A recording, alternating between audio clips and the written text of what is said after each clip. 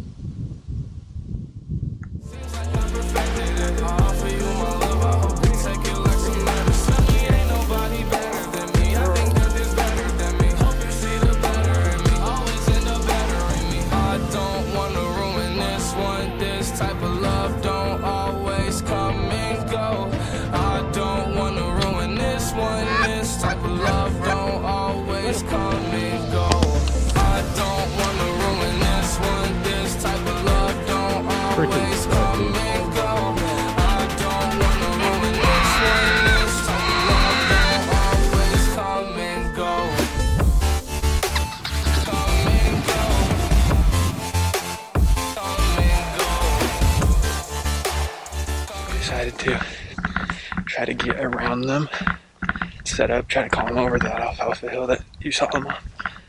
So we're moving all the way around to this house here, and we're gonna get reset up. They look like they're pretty fired up. Hopefully we can call them over the hill, and it's kind of what they naturally like to do too. So we're moving over the hill.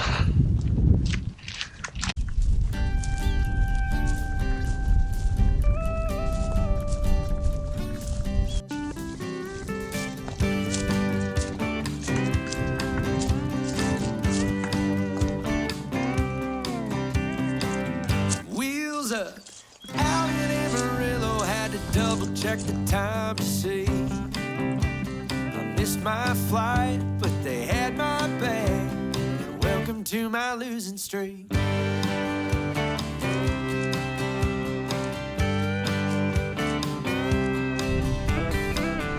Lord knows I don't like to complain, 'cause no one listens anyways. But to blow off some steam, you gotta share a few things. So here's one for irony. Well, I thought I'd write a song, but I lost my phone with every other melody I've ever wrote. And as a matter of fact, this one's all that I had. Well, add it to my losing streak.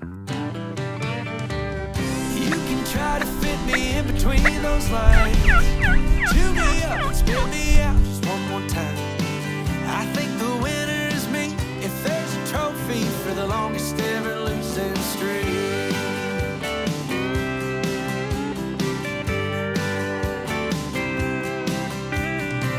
I'm okay with all that. I ain't one to look back. I'll hang around and do my thing until that cop I didn't see arrests me with my buddy's weed. Oh, hell, add it to my losing streak. You can try to fit me in between those lines, but chew me up and spit me out just one more time. I think the winner is me if there's a trophy for the longest ever losing streak. Yeah, the longest ever losing streak. I don't think it's in my blood, I think it's just dumb luck. Well, you can see my family tree. They're all doctors, lawyers, ranchers' sons, and I'm a horseshoer, not doing too much. Oh, but at least it's me. You can try to fit me in between those lines, and chew me up and spit me out one more time. I think the winner is me if there's a trophy, yeah. Oh, for the longest ever losing streak.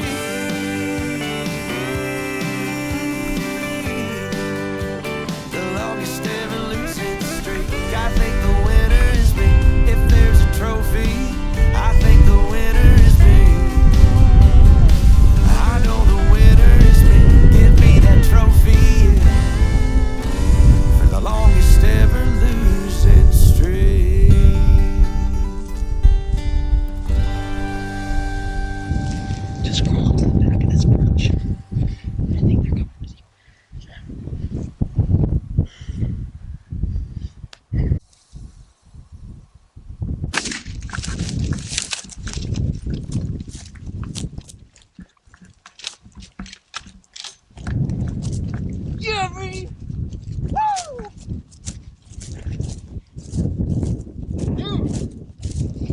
Yeah! See the Did big you get on one? film? Yep. I just got you shooting. I didn't really get the turkey. I couldn't see. Woo! We just booked it. So, you had that film, you didn't have it on the Tom when I shot though? No, dude. I didn't want to spook it, so I just stayed behind you and got. So we were set up here at the start. So we got in super late. Super late. Dude, good work. Yeah, dude. Okay, so this is what happened. I completely overslept. Completely slept till 5. We wanted to be walking out into the field at 4:45, and I wake up at 5. And I'm like, oh my gosh, dang it. And so I freaking call Ethan, and Ethan's like, oh dude, I was just about to leave. I didn't think you were gonna show. I'm like, no dude, I'm throwing my stuff on and I'm hauling butt over there. So we haul butt over here, park at our normal spot, and start walking out here. And by the time, while we're walking down the field, I can already see the toms coming out into the field. And I'm like, dude, this is so screwed up. We would have been almost perfect in the perfect spot for them to come out in the field, just like last time. So my last tom that I got, which you guys didn't get video of, because that day Ethan overslept. Went out by myself, and Ethan, point the camera over there at those first trees. That's where I got the first tom. Got a perfect strut all the way in, perfect kill. Everything went absolutely perfect. Today, I'm the one that slept in.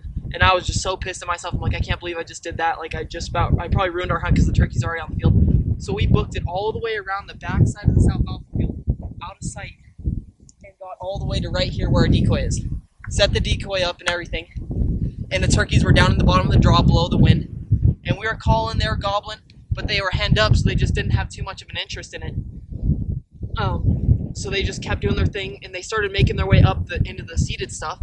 In a way, and I knew they were going to go into the trees at some point because it's super windy and they want to get out of the trees, or out of the field, out of the wind. So I knew they were going to make their way in the trees, so I said, Ethan, let's just book it over there, down this steep draw, freaking working our butt off.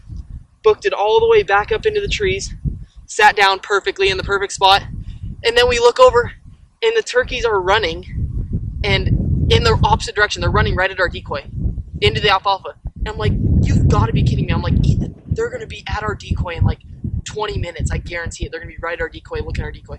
So I'm like, crap, I can't let that. That would be so embarrassing if we're on this side of the canyon and left our decoy. And so I'm like, let's book it back. Let's freaking book it back. So we just haul butt back again and freaking army crawl up to the same tree we were sitting in the original place. And by the time I got there, the jakes were already at like 20 yards at the hen decoy. And so I'm laying down, and the jakes, I thought the jakes had us pegged. I was like, just don't move, I'm gonna lay down. And I lay down, and I could see this guy in the background, and he was interested, so he's gonna come in. And he started to come in a little bit, and I'm laying down just right above the alfalfa. And I just see him coming in slowly, but then he gets a little nervous. We're at about 30 yards probably right now, 25, 30 yards. Gets a little nervous and turns around to go back, and I didn't know where any of the other toms were. And I knew that one had to be a tom because there was only 2 jakes, and the 2 jakes were at the decoy. So I knew this one had to be a tom. I never saw his beard or anything, just a red head. And I just like slowly kind of stuck my barrel up, and I saw him peek his head up a little bit, and just freaking boom. Oh my gosh, I can't believe that. Nice bird. Nice big bird. Well, you're tagged out now. He got a good, probably 9-inch beard. Got a good. A little bit smaller than your first one, but A little bit. Yeah, he's a young bird, but I mean, I didn't care. 4 toms, and they had hens all season, have been kicking our butts. Over there, you guys saw the hunt where they came in and Ethan got the full view of the strut last episode over across canyon on Campbell's. Just multiple times we set up right underneath their roost and just didn't work out. I've shot in 3 turkey shells this year, and they've been a coyote and 2 toms. Oh, that feels good. Thanks for sticking with us, guys. I just want to say, like we've had to make, like the amount of episodes we have does not do any justice to the amount of work we've put in so far. Like we have 4 episodes. This is going to be the 5th episode, and we've hunted for probably 20 days. So like episode 5, so the last episode you guys watched, was like a complete combination of a whole week of me and Ethan absolutely working our butts off and not getting a single thing. Getting close a lot of times, but not getting her done. And finally, we're making her happen now. We broke our slump. I told you, you saw it in the video. We're back. We broke the slump, and we're pounding birds now. End of the season birds. It's bleeding all over my butt. yeah. I can freaking feel it wet. So, it's almost 5 o'clock in the morning here, May 9th. Caleb got his second bird this week. So he's all tagged out, and it's just me and him. So I'll be behind the gun, he's behind the camera, and do pretty much a similar setup to what we've been doing. Just setting up on the edge of the field. Yeah, we're just gonna do literally exactly the same game plan, just same exact spot. I can hear the birds gobbling. I guarantee we can get something to come right back out in the field and come down. They're gonna be down in that draw like Ethan filmed all a few days ago the whole time. I mean, it should be money. If we can get something 3 days in a row here on the same setup, that would be absolutely money. Just like thinking of how much work we've put in the last 2 years. I think we're ready to go. I think we're money. We're gonna go see if we can hear some gobbles and decide if we want to sit down in the bottom or if we want to sit on either side. Huge shout out to Jared Morris. A lot of the music we're using right now is from him, and he was cool enough to give us permission to use it all. So make sure you guys check out him. It's Jared Morris, and we'll probably put a link in the bio or in the description. We'll get one down for you guys to see out there.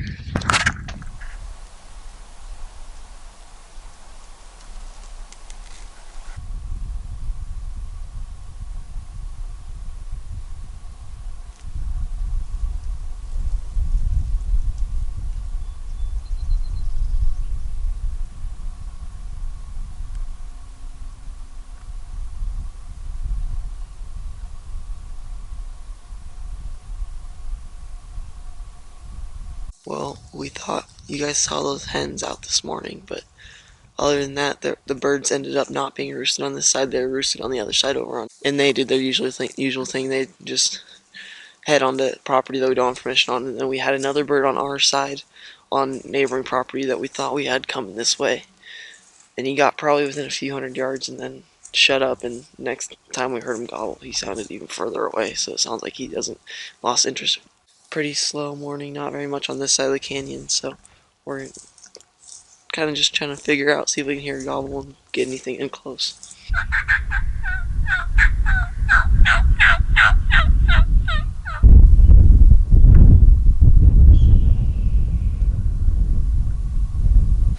Alright guys, so there at the end you saw us sitting down in a new kind of set, which, look at these coyote tracks right here. Coyote tracks. There's some freaking couple days ago too. Anyway, we got set up in that new spot because we heard a gobble from that same gobbler that was kind of fired up this morning, and we just could not. I mean, I couldn't even get film of it because he was so inconsistent. He'd gobble once. He gobbled more times with the freaking hawk than at our calls. Like we think he's a jake. He has a weird sounding gobble, and he's not coming at all. So he might just be a jake that's nervous to come in, but. Anyway, just slow morning. It's a few hens and had that guy gobble this morning, but overall pretty slow. Yeah, episode 6, this should be in the books. Kill the time in this episode, and we're gonna keep it rolling, keep the action going good. Well, we'll catch you guys for episode 7. Like and subscribe. Go follow the Insta, Palouse Roots Outdoors. Catch you guys later.